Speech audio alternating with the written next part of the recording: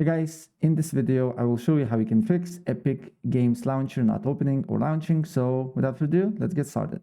First of all, what you need to do here, you need to open up a settings, then go to Windows Update. And if there is an update for you that you need to download and install it, please do so here. Same thing with your GPU drivers.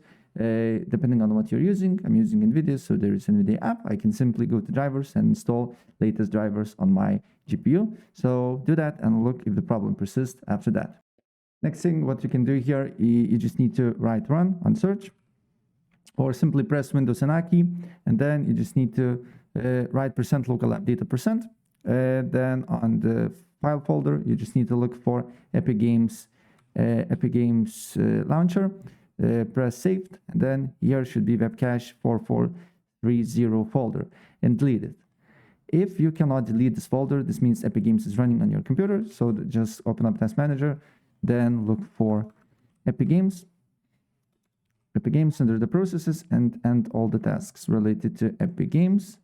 And then you should able to delete that particular folder. So try again. As you can see here, now folder is deleted. And still, if this do not work, what I suggest to do here is to go to installed files. On installed files, look for Epic Games, and then delete Epic Games launcher from your computer. And then what you need to do here, probably you installed Epic Games from epicgames.com. So, but what you can do here, you can go to Microsoft Store, and then you can install Epic Games from Microsoft Store. Epic Games. If you installed Epic Games from Microsoft Store, then try to install Epic Games from website, right?